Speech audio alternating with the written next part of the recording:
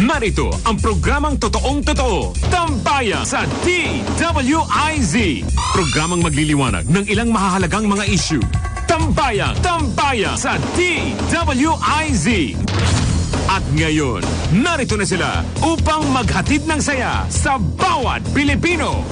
Sa programang Tambayan sa DWIZ. Magandang tanghali. Welcome to Tambayan. Kasama ko sa himpilan, Attorney Awesome, Ahmed Paglinawan. Oo. Ako po si Trixie Cruz Angeles. A long time no see sa mga katambay, ha? Matagal na ako hindi nagla-live dito. Pasingit-singit lang kapag nag-broadcast si Attorney Awesome. Ngayon po, araw ng Undas, marami pong dumadalaw. Kinakamusta namin lahat ng dumadalaw dyan sa Eternal Gardens. May report po ba tayo? Coming in? Sino bang mag-ano sa ato? Sinong may report sa atin ngayon? Wala pa? O tawagan niyo na lang ako. Katukin niyo ako pag andyan na. Alright. In the meantime, magandang tanghali, Attorney Awesome. How are you? Nag-share ka pa? Nag-share lang ako sa Facebook. Alright. Nakikiramay po kami sa pamilya ni Daniel, ni Danny Javier, dating miyembro ng Apo Hiking Society, singing group. Siya po ay isang makata, nagsusulat po siya ng mga kanta at saka siya din po ay kumakanta. Nagsusulat ng poetry, prose, and short stories. Yeah, he did. He is quite talented. Marami siyang, he was also, he was a lot of things. Hindi ko alam kasi I'm not sure if I can tell all the stories. But, without crying? Yeah, without crying.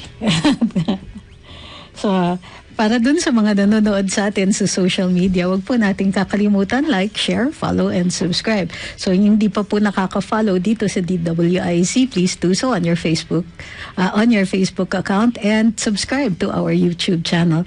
At saka wag pong kakalimutan, i-share din po itong video or itong live natin today on Tambayan. Mag-share tayo. Share. Tsaka pusuan nyo naman para para masaya. Okay. So, Danny, what's your favorite what's your favorite Apo song? Tuyo na akong damdamin. Like, pareho tayo. So, kasi dalawa yung akin Yung Pag-ibig, which is about first love, yung umpisang-umpisa, tapos yung Tuyo ng damdamin, which is the end of it, di ba? It's like lahat po ng phases ng existence. Ang galing si Boss Danny. Boss Danny tawag namin sa kanya nung nasa nung buhay pa si Boss Jojo. God bless. Meron ba akong isang gusto yung Show Me Your Smile? One of the earlier songs. It's from the second album. Sabi nga ni Buboy when he heard the news, yung kanyang statement is that that he misses him and that mahal niya si Danny even if it doesn't show. So dahil kinukot niya yung lyrics. I love you, although sometimes it just doesn't show. Yes. So, but the good thing is that si Sir Danny had made his peace with it. He had been sick for some time. Pero he was always cheerful pagkausap ko siya. Parang wala lang. Tough talaga siya in the face of all of these things. But all is grace nga. What we used to say to each other, all is grace. The way he handled the existential reality of disease. Dahil artist that is part of mas naiintindihan nila yung na ang buhay ay hindi laging masaya o kahit na ang lungkot ay importante sa buhay. It's a normal human emotion na pagka malungkot ka hindi ibig sabihin na walang kwenta buhay mo. Mas madali niyang maintindihan yan, so you couldn't hear him or read him whine about something or complain or stuff like that. It was always positive. pagka kasi I would sometimes whine at yung pagka Sometimes, pag may all the problema, tatawag yan. Minsan tatawag yan kasi parang phone pals kami. One phone call would last about an hour, 2 hours, ganyan. Yes. Yun yung average chika namin. It wasn't every day, ha. Siguro mga once a week, every other week. And when he was getting sick, medyo matagal in between. At saka ayaw kanyang magkasakit dahil papadala lagi ng mga vitamins yan sa'yo. Tatawag yan, may vitamins ka pa ba? Tapos, pag sinabi ko, may ilan pa. Ay, papadala ko, and he would send his driver to the house. Madalas yun. Alam na driver niya yung bahay. Kahit nakapikit nga. May sumbong pa dapat ako sa kanya, hindi niya iniinom yung mga iba. Iniinom ko. Grabe ka. Yun nga lang, nung una, he wanted me to drink a lot. Nakakahilo. So sabi ko, I will, once a day, ganyan. Well, sabi ko, let me work it in. So, okay siya. Kahit siya na mismo yung may sakit. Siya na yung may sakit. He didn't like to talk about it. But he would tell me very objectively, he had this, he had that, or certain problems with some of the vital organs. He just say it very matter-of-factly. So the very first time nung mauuspital siya, and he said he had difficulty walking, ganyan. Sabi ko, sige, what hospital? Pwede ka bang dalawin? At the time may COVID. Pandemic yun. May COVID pa. So sabi niya, hindi ka rin papayagan and nobody will be allowed kasi nga, immunocompromised siya. So he had to be isolated. Although occasionally, pinapayagan siya, pwede siya mag-phone. So, I'm sure. Kasi hindi siya naman COVID yung sakit niya. Oo nga, tsaka bakit ang phone bawal? Hindi ko rin alam. I didn't understand what it was. Pero dito, sinasabi ng ating mga taga-subaybay, yung kanilang mga favorite songs ng Panalangin. Panalangin. Sabi na-miss ko na yung iba. Panalangin. Sabi ni Lolo Jeff. Sabi ni, Ewan, sabi ni Michael Paca. Iyam, Yuson, kaibigan, my favorite apo of all, yung vocals of Danny Javier. Kapatid niya si George Javier, yung tangkad na comedian. Si Talonges. Yun yung screen persona niya. Kapit-bahay mo yun, di ba? About 6-7 blocks away. Pero when Boss Danny was first married, yung bagong he lived a block away from us. Doon lang siya sa Miami. Because he would walk the dog past the house every day. At the time, nagraradyo kami. Yung CB pa noon. So, breaker. Suplado yun So, that's why kilala ko siya kahit nun pa, bata pa ako. Tapos nag-reconnect kami through Facebook nga. Dun sa sa Facebook naman, kasi he was trying out a new song. Nasa golf course siya, tapos sinasabi niya, ito may bagong kanta. Before that, kung may kengkoy na siya dun sa page ko, sa account ko. Tapos shinare ko, natuwa naman siya. So he sent a message. Tapos tumawag siya. Sabi ko, Boss Danny, don't you remember me? Sabi niya, wait, what? Sabi ko kasi, mga batang Cubao tayo. Because before that, nagkikwento siya na, yun nga, dati taga Cubao siya. Now he's gone back to Cubao, pero hindi na dun sa dating bahay. Sa Imperial. Oo. He said something like wait, where was I in all this? Kwento ko na kakausap ko madalas mga kapatid niya, si Jimmy tsaka si George, and occasionally si Sandy. Pero siya, bihira. Sabi niya kasi, ang kwento niya is, he was he helped support the family kasi early. So, parang right after college, tumulong na siyang suportahan daw yung pamilya. So, he really didn't have that much time dun sa Cubao nun. So, yun, para dun sa mga mga sumusubaybay sa atin, tell us what your favorite Apo song is, particularly the ones that Boss Danny had lead vocals in. Apo Hiking Society was Ateneo-based group, no? Yung silang tatlo, at least taga Ateneo, silang tatlo. Lahat sila. They originally started as a group of about 10. And 10, 12, Apo Hiking parang Society ganun, is short for Apolinario Mabini. Hiking society, which is funny because Apolinario Mabini couldn't even walk, much less hike with other people. But that's what they called themselves, Apo Hiking Society. Yeah. So, and there were a lot of them, I think 15 or something. Yeah, parang gano'n. Parang choral group yata sila or something like, parang BST din. They had a reunion. I saw that one. Yung nandun sila, most of them who could attend. Nandun si dami nila, lahat nagigitara. It was good to see. And they had several reunion concerts. Nagtatawanan nga namin na parang ito na yung last na reunion na. Totoong-totoo na reunion concert ulit. Parang ganon. But you finally let go. Isang reunion concert was invited by a friend, si JD. Somewhere in Makati or somewhere. Sa malayo yun, biyahe. Well, they were still... that of course that was like about 20 years ago. so I think they stopped finally performing together ng 2008 or something like that. Yes. Formally disbanded due to diminishing daw yung creative processes nila. Ibig sabihin yung hindi na gaya ng dati na it was easy to make songs, madali mag-perform para sa parang sabi ni Danny after a while it wasn't fun anymore. Well, but they had like about 40 years of existence. It's so long. And isa sila sa mga prolific na mga group sa Pilipinas. Ito, sabi ni Miko Vargas, yung kanya was When I Met You. Si Lucila Restor, sabi niya yung batang-bata ka pa. Okay yun, Sabi ni Ma'am Jennifer Ichikawa, mabait pala si Boss Danny. Mabait yun. Yeah. Hindi niyo ba napansin? Oo. Na parati namin siyang binabati sa Karambola. Kasi noon talagang ang idol na idol siya si Boss Jojo. Pero magkakilala sila, magkaibigan sila. Nung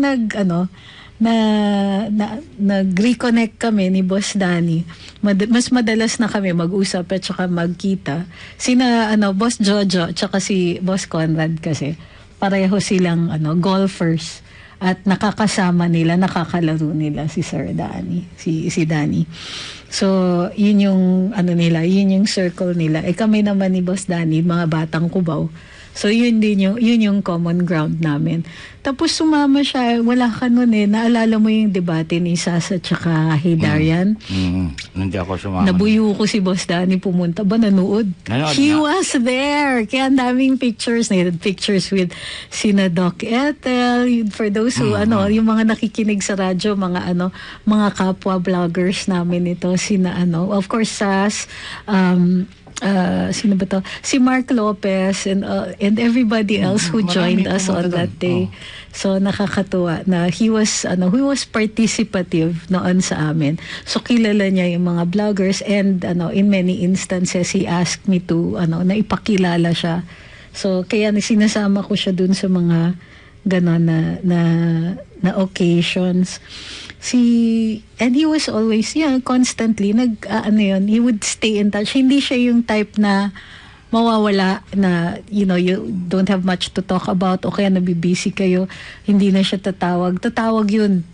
Every so often, i-update niya na nangyayari sa kanya, ganon. Tapos, kaya he would say, uy, may apo ka na pala. So, kind of a play on words. Tinitignan naman niya yung Facebook ko. So sometimes pagka sa tingin niya masyadong busy ako, hindi yung tatawag, pero he would keep tabs by reading the Facebook page. Siya mismo hindi masyado. But if there was something important, papadala ng message yun. Okay, in the meantime, i-interrupt lang po natin yung programa natin para dun sa updates kung anong nangyayari ngayon sa iba't ibang mga sementeryo. Ready to report ngayon si Randy Kilos sa Home Radio Davao City.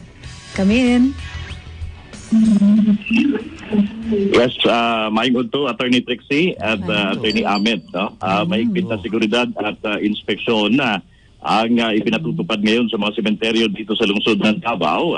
Particular na dito po sa Roman Catholic Cemetery na pinakamalaking pampublikong sementeryo dito po sa Davao, no? Kung saan dito din po nakahimlay ang mga magulang ni former President Rudy Duterte. Isa-isang iniinspeksyon ng ating po mga kapulisan ang mga papasok ng sementeryo. Ayon na rin sa pinalabas na health and security protocols ngayong Undas 2022. Kabilang po, Attorney Trixie, sa 16-point guidelines na ipinalabas ng lokal na pamahalaan ng Davao mula pa noong 30 ng Oktubre hanggang sa 3 ng Nobyembre. Ang oras po ng pagdalaw sa lahat ng pampubliko at pribadong sementeryo mula alas 6 ng umaga hanggang alas 8 po yan ng gabi. Pagpapatupad ng one entrance policy, pagbawal no sa pagsuot po ng jacket, pagdadala po ng mga backpacks, pointed objects at gayon din ang mga alcoholic drinks. Bawal din po ang pagpapatugtog ng mga malalakas na music at pagsusugal sa loob po mismo ng sementeryo. Patuloy naman po ang paalala ng mga personahe ng City Health Office na naglilibot din dito sa sementeryo sa pagsunod dun sa kasalukuyan nating health protocols laban po sa COVID-19. Sa ngayon ay patuloy na dumadagsa dito po sa Roman Catholic Cemetery ang mga dadalaw sa puntod ng kanilang mahal sa buhay, pero hindi po kasing dami kumpara nung nakalipas na undas bago pa magpandemya. Dahil po nagsimula ng dumalaw yung iba nung pamang araw ng linggo at kahapon nga na idineklarang holiday. At yan po ang huling kaganapan ng undas dito sa lungsod ng Davao. Ito po si Randy Kilos ng 98.7 Home Radio Davao. Para sa himpilang may todong lakas, DWIZ. Maraming salamat, Randy Kilos from our home radio in Davao City para sa update ninyo. It's nice to hear also about former President Rodrigo Duterte. Masaya rin naman na naririnig natin. I'm sure na dumalaw na siya sa sa family plot, diba? You were saying you wanted to say something about Boss Danny. Yes, yung term na OPM, Original Filipino Music, started in the 70s. Kasi before that there was a Manila sound, di ba? Yung hinahanap kita Manila. Parang para silang lalaking that's the Manila sound. Oh. Sina Sumakalangit na sina Boss Dennis. Tsaka Sir Rene. Pinalakpakan ako.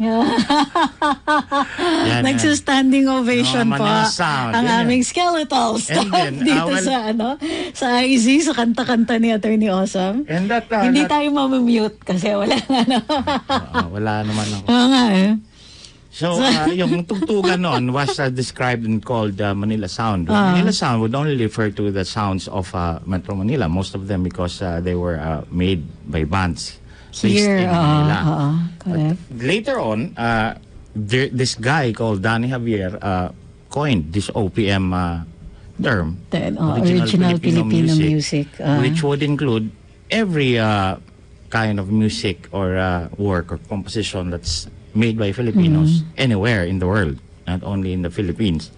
So, yun, Apang Society, Hotdog, ano pa dyan, may iba-ibang mga banda nung panahon na yun. Boyfriends. Boyfriends, yung VST and Company. VST. Yan sila. But it was that guy. The circus band, by the way. Maraming Labuyo. Labuyo, pangalan yung gumawa ng theme song. May nagtanong kanina pangalan ng lead singer ng Labuyo? Nakalimutan ko yung pangalan niya. Siya po yung gumawa at kumanta ng theme ng Karambola. So, yan si Danny. That is his among his he's a major contributor, of course, to the body of work of the Apo. As both as singer and essential to the Apo Hiking Society was the genius of Boss Danny. But of course he would hate being talked about in such somber terms.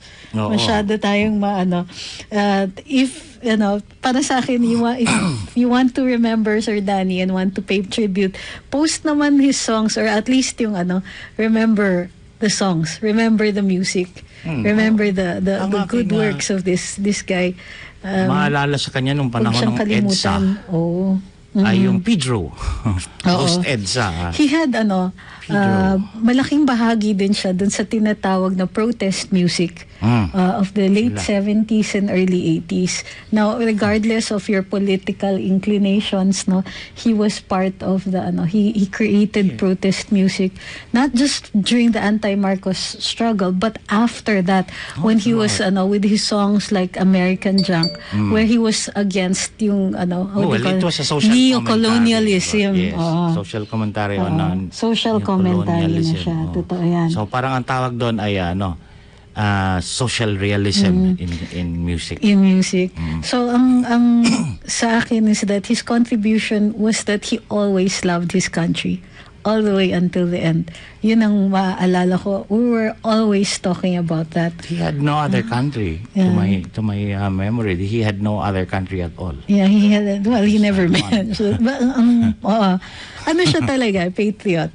If you remember him fondly for not just for the music and the laughter and the movies he was into. May mga TV shows. And for the TV shows, the performances, and also for the love that he displayed for this country, the love that he showed for this country. So, and of course the humor, forever the humor. Oo nga. So pag nagkikwentuhan kami, but there's this, he was always, alam mo yan, gently sarcastic. Tapos yung mga hirit na pangbara na pero during the concerts, he was parang niloloko siya ni Jim at saka ni Buboy kasi man negro yan tsaka pandak. So it's the color of masa.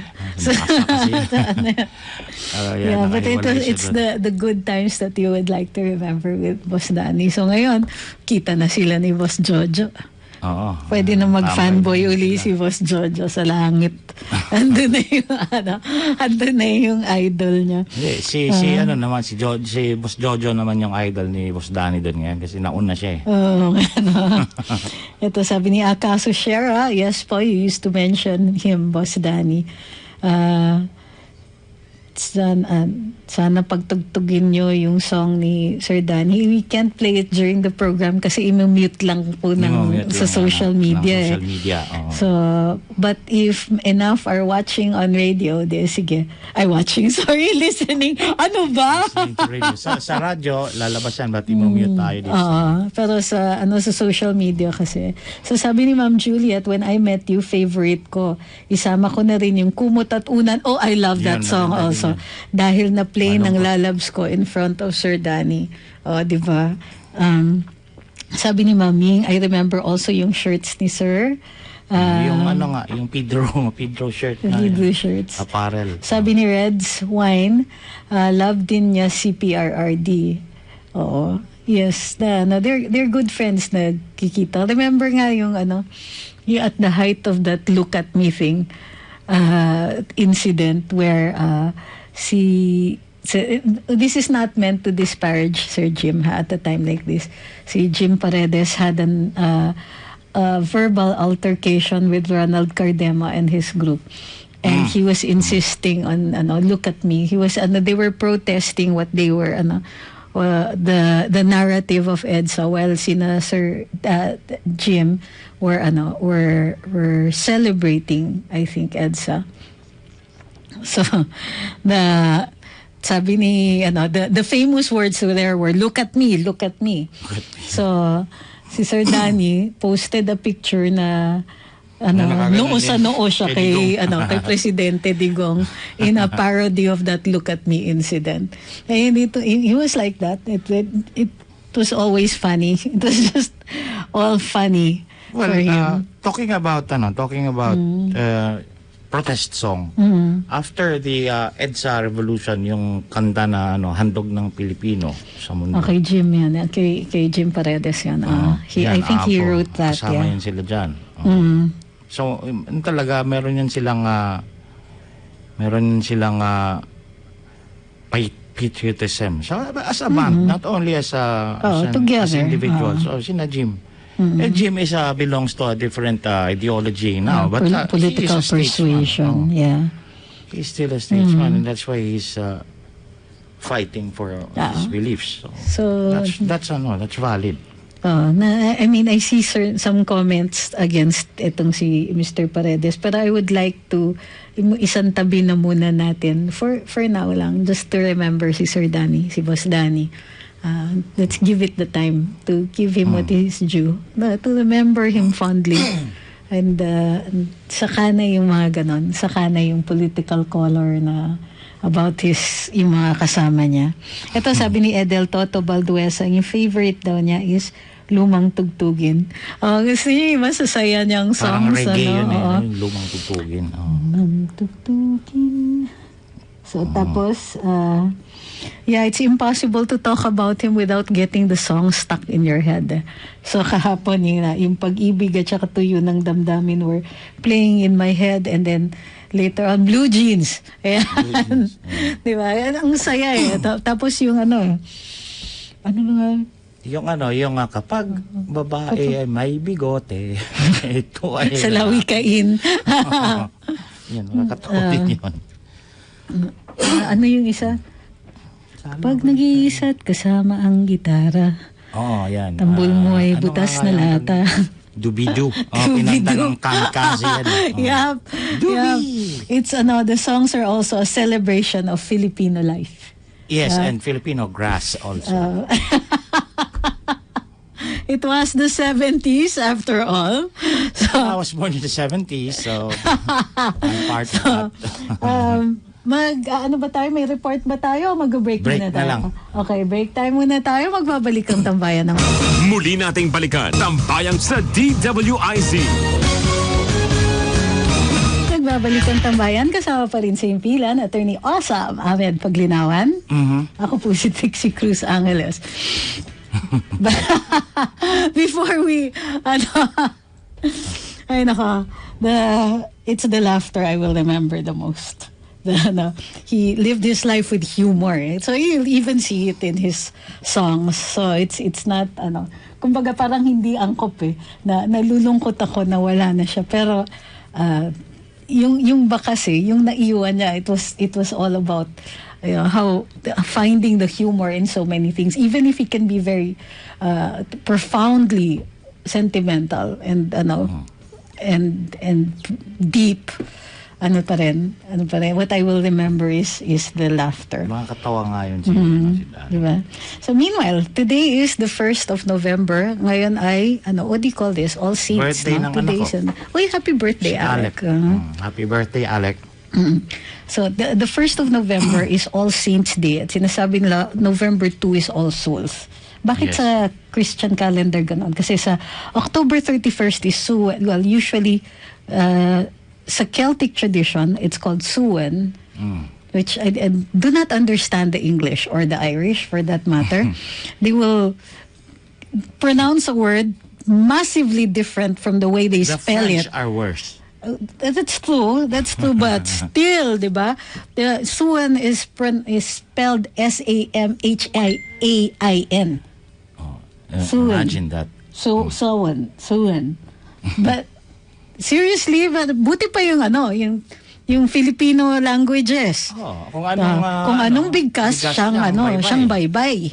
Tsaka hindi tayo by letters or orthography ang tawag doon, alphabet in other words, in layman's terms. Syllabary tayo. So we spell by syllabus. Kaya syllables. By syllables. Sorry. We spell by syllables. Kaya wala po tayong alibata. Ang meron tayo ay baybayin. And baybayin is a syllabary. So pag tinignan nyo yung mga baybayin natin, it's not letters. It's ba, kunwari, yung upside down heart, di ba? Ba. Meron ng it's a consonant and vowel na siya na magkasama. So kaya nahihirapan din tayo na gamitin ng baybayin sa pang-araw-araw sa contemporary language kasi kulang. Kulang na, 'di ba? Ang alpabetong Pilipino binago na natin, ang ortografiyang Pilipino. Dinagdag na natin yung ibang mga tunog na nasa modern na pananalita na natin. So andyan na F, although ang F is Filipino, ha, kaya nga may Filipino, but we didn't get it from Spanish. Meron kasing F at saka letter V sa Ivatan language. So, original Pinoy ang tunog na F at saka V. Yun nga lang, may ibang mga regions na they get the two mixed up kasi walang pinagkaiba yung F at saka V. O kaya yung B at saka V. So there are certain languages na mix up. Like, I think in Japanese, parang the letter L and the letter R sometimes are indistinguishable or interchangeable. Halos so wala meron silang din tayong L mga wika na ganun. Halos wala silang L. It's just R. And, kahit L yung nakasulat, ay R pa rin yung salita sa bigkas. Sabi ni Francis Cayetano, ang favorite niyang kanta ni Boss Danny, yung Awit ng Barkada. Yung mga high school kami, yun yung gusto natin. Sabi ni Red Swine, magaling siya mag-compose ng Tagalog music, but I think ang Show Me a Smile is Danny. Well, he did compose English na songs. Kasi nga, it was the 70s. Nung 70s, kaming mga kolehyala. We spoke English at chuchuchu. Ganon. Ewan ko, it was the the circles that some people ran around with. Talagang Inglesero kami nun ngayon. Yung When I Met You, English. Sabi ni RG Chell, yung kanya, yung batang-bata ka pa. Okay. I just wanted to, an interesting highlight is naalala niyo yung song na Ewan. It was sung by the Apo Hiking Society, Ewan. But it was written by Winnie Arrieta and Louie Ocampo for the Metropop. And then they won. One of the winners, I think, if I'm not mistaken. Si Winnie Arrieta later on went on to become a scholar in Russia. She continued her studies in piano. Si Louie Ocampo stayed and became quite a well-established composer in his own right. But the Apo performed their song at the Metro Manila Pop Festival. Yung Metro Pop during the time was administered, or the brainchild of, if I'm not mistaken, the person who is now Senator Amy Marcos. So si Madam Amy noon ang ng Metropop. And yung Metropop na yon delivered to us or gave to the Filipino audience a lot of what Danny termed original Filipino music. So in the development of Filipino music, contemporary Filipino music, front and center dyan, Amy Marcos for the Metropop. Of course, Danny and the various bands. So, the Apo Hiking Society. Jim Paredes also wrote the songs of Apo. Some of the songs of Apo. We had the circus band who produced so many solo artists. Basil Valdez, Rayan Fuentes.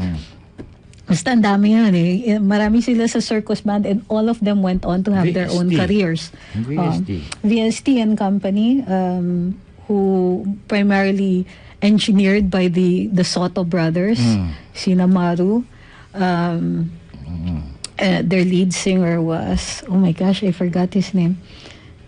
Yung matangkad na lalaki? Hindi siya ganun katangkad, bigote. Yung may bigote. Guwapo. Ano bang pangalan nun? Soto. Then, in relation, VST, and then later on, merong pang isang banda that was also with a similar style called Wadab. Yung mga yan, very active in the music scene in the 70s, and they had live acts, and from here lumabas sina Basil Valdez, Haji Alejandro, later on Nonoy Zuniga, sino ba? Of course, Rayan Fuentes and Tilly Moreno, who sang a lot of the duets. Tilly Moreno, si Rayan Fuentes. Yung what was later on known as the company, they started in the 70s. Mga writers, songwriters, in George Sansek. Spanky Rigor also, sabi ni Albert, was also a member of VST and Company. In the 70s, Freddie Aguilar also won at the Metro, or no, he didn't win He sang at the Metro Pop. Pero yung song niya na Anak became a worldwide hit, or di ba, one of our first worldwide hits. It was translated into so many language. Bunga yan ng Metro Manila Pop Festival. Tsaka yung Bulang Pipi at tsaka Bingi, kinanta ni Freddy, sumulat na si Montserrat, nanalo yun sa Metro Pop. Monet Gascon, yung lead singer ng VSTN Company. Tapos, Gascon ba? Gaskel? Okay, matagal na. Okay, it's been a while. Okay, sabi ni Albert Del Rosario, nauna pa tayo sa K-pop. But, what we need to do is maintain it. So, where the Manila sound was, we became OPM. And, it's not like as if kulang tayo sa talent dito. Ang dami. Ang sabi ni, dati nung in-audition si Lea Salonga, and then there's a whole slew of Filipinos who auditioned later on for Miss Saigon. Ang sabi ng producer ni Andrew Lloyd Webber, they had conducted auditions all over the world, no? Well, ang dating dito sa Asians, Pilipinas, all over the world.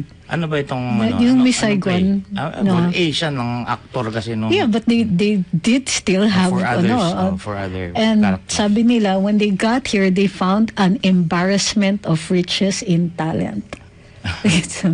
Ang daming magagaling kumanta, magagaling sabi ni Desi Gonzalez, don't forget Danny Javier in Kung Mangarap Ka't Magising and Kakabaka-Baka. Yes, those were the two movies. So,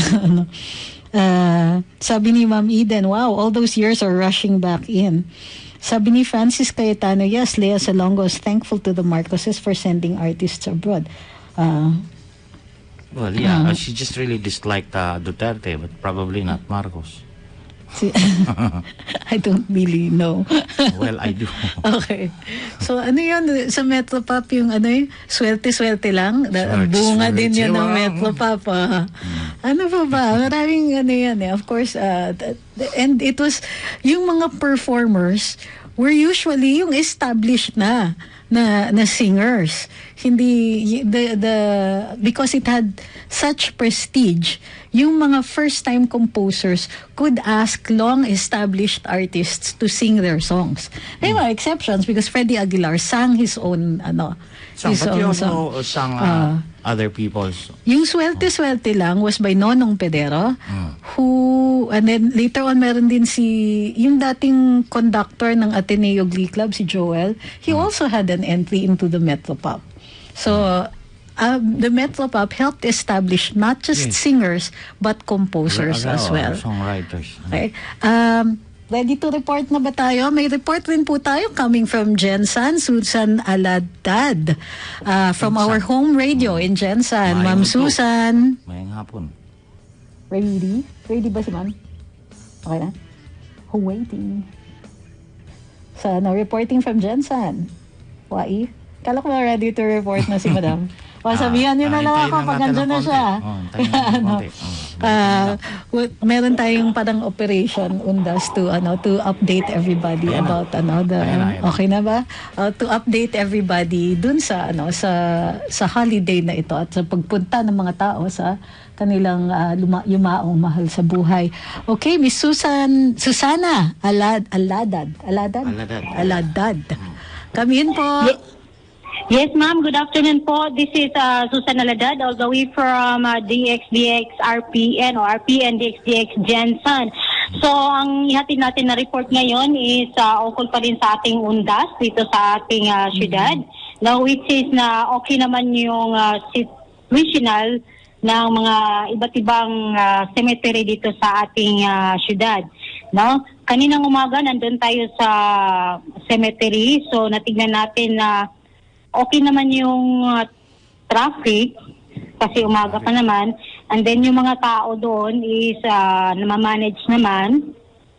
Yun nga lang, yung mga bawal na dalhin sa pagpasok natin sa cemetery is bawal yung mga matulis na gamit. At saka yung bawal yung mga alcohol. Yes. And then ang protocol pa rin is pinatutupad namin dito. So, kailangan pa din magsuot ng face mask. And then, kung magdala ng mga firearms, kailangan i-deposit sa security post, no? Correct. So, regarding naman sa traffic dito sa ating syudad, No? So kaninang umaga at saka ngayon parang madalo yung trapiko natin kasi ang mga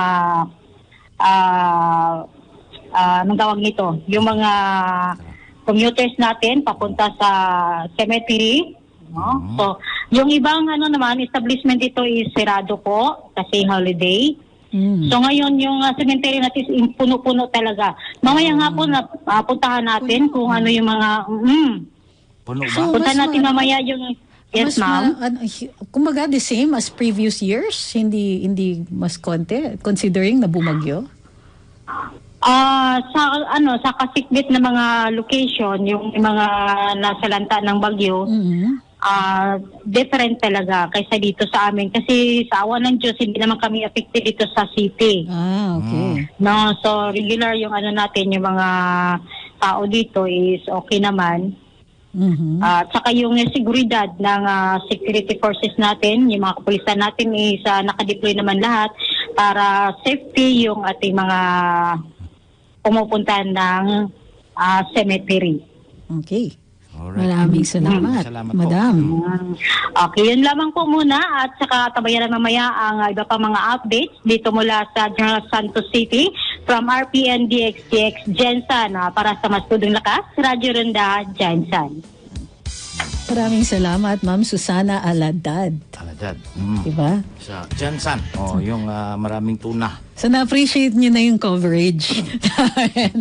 Kasi nationwide ang coverage natin. So, at nasa TV pa yan. Yeah, we're also on IZ. Well, tayo hindi ito hindi sa IZTV tayo. Uy, taray. I didn't know hello. Nakalimutan ko mag-makeup. Sa TV. Akala ko karambola lang ang nasa ICTV. Pasensya na po. Para dun sa gustong manood sa amin, you can check out ICTV. Kung kayo po ay may digital box, i-rescan nyo lang po kung hindi nyo nakikita. But otherwise, we are on the former Studio 23. We are now IZTV. O, diba? Taray! So, kamusta kaya boss Edgard?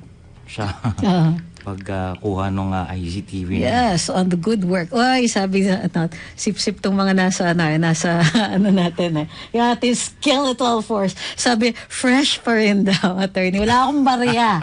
Okay. Hindi ako nakapasada ngayong araw na ito. So, patugtog na lang kayo ng mga kanta ni Boss Danny mamaya, ha? Para Para masaya. Para masaya. Bukas birthday ni Ate Hias dito sa atin sa DWIC. Absent ako. Baka mapalibre. Baka masingil Mahirap na. Hindi kami na lang manlilibre.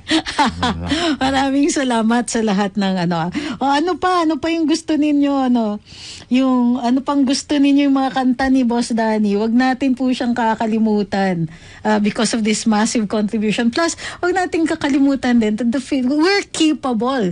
Kita niyo yung Manila Sound, yung OPM, and then later on we have a whole generation of really good artists who are making it big, not just here but also abroad. So, itong mga reality shows na yung mga GOT, Got Talent or whatever, or The Voice.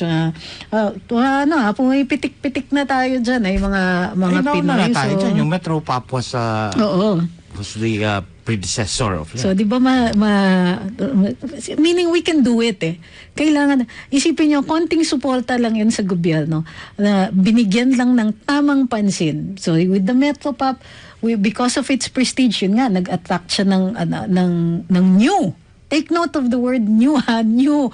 Ang mga kompositor na to, si Winnie Arrieta, she was 18 at the time, pati si Louie Ocampo, and now they have well-established music careers, di ba? So, ang Eraserheads, nagsimula sila, sikat na sikat, tapos ngayon social justice warrior na lang si Eli Buendia. Pero meron daw silang reunion concert at manood kayo kung gusto nyo. Meron na namang general admission daw ngayon na 1,000 plus ang bayad. Naisipan yata ni Eli 1,500 yata or something like that. teka muna, may mga laylayan yata tayo, taga-laylayan tayo mga fans. Sa baba natin, wag naman yung 18,000 or something like that. No, but law school kasi ako nung sumikat ang Eraserheads, yung una nilang concert sa UP Theater. Nauna lang sila sa akin ng 1 taon sa UP. Ayun. Diba? So, klase kami niya sa humanities yata. Yung yung kaklase ko, nag-cut pa ng klase para makapanood na. Yung panahon namin lang, kwenta yan sila eh. Talaga? Mga underground kami. Basta mga kasabay mo, you don't like each other eh. Parang prophets in their own country. So kung contemporary mo, hindi ko believe. Kasi kami, thrash metal kami yung malupit nga talaga. naman. Di ba? Sila lang yung kumita. Alright. So, di ba? We still have 4 minutes to go. A few minutes. So, in addition to which, yung just that walk down memory lane, and the fact that we have done it before with the incredible talent that Filipinos have, our innate musicality, and this has everything to do with our culture ever since. May mga kinilala na sa atin, mga epic chants. Yung from yung biyag nila, ma'am, chance, ano ba yan? Chance pa yan? O pero epic story lang epic yan. Story. Although kinikilala na yung ating mga 2 epic chants and some of the epic stories ay kinikilala na dun sa World Intangible Heritage. That is also being administered by the United Nations. So, every time, ito na lang yung ang request ko na lang para sa mga Pilipino, every time na pakiramdam mo, masasabi mo yung only in the Philippines. Ako hindi, I don't say that at all. I don't believe in that expression. So only in the Philippines. So only in the Philippines siguro na magagaling yung mga tao pero hindi ina-appreciate ng mga kababayan nila. Pero siguro ang totoo. Diba, you see yung success ng Apo and then later on ng Eraserheads was that they were talking to us in our own language, using, even if it was in English, using our own terms about our own experiences. Yung magazine, di ba? Kuha ng mga batang lalaki yun ng panahon. Kita ko sa magazine. Grabe. But still, ito mga humihirit na tungkol kay Ellie, itong mga to. Okay naman yan si Ellie. As artists, ihiwalay siguro natin sila dahil halimbawa tayo, meron naman din tayo mga mabubuting gawain kahit nagalit mga dilaw sa atin. In other things, I would like to think that there are things that they would agree with us on. Such as? Well, such as kakanindin is a lost soul or something like that. They would also agree with that. Holy cow. Okay. So pero regardless, para sa akin regardless of political affiliation, music is music. Yun nga lang, it carries, kaya siya nagiging successful because we identify with it. Diba? It's our experience. If you it's really our think about it, what makes it art is that it transcends all other qualities of the person producing it. So ang politika niyan, maiiwan the music just goes up and up and up, and the politics of the person who made it gets left behind. Yan, mga guys, sina Jim Paredes, he wrote a lot of good songs. And when those songs are recognized as art, they go up and his politics stays down here in hell or something like that. That's art. Ihiwalay na lang natin yung kanilang nalikha dun sa nanglilikha. Diba? Ganun yung naging issue tungkol dun sa, halimbawa kay Nora Honor. Iniwalay natin yung personality niya dun sa talent niya na ipinakita at inihandog sa sa sambayanan. That's it for us. Maraming salamat sa pagsubaybay sa tambayan itong araw na ito. On behalf of Attorney Osam, Ahmed Paglinawan, ang tabayanan susunod na programang nawala sa aking monitor. Hindi na naman kayo sanay sa akin. In the heart of business with si Ma'am Maru ba to? With Ma'am Maru Pahatis Sarne. Yes. We'll see you on Thursday back here at Tambayan, and tomorrow on Karambola 8 to 10 ng umaga. Ako po si Trixie Cruz Angeles. Tambayan sa DWIZ.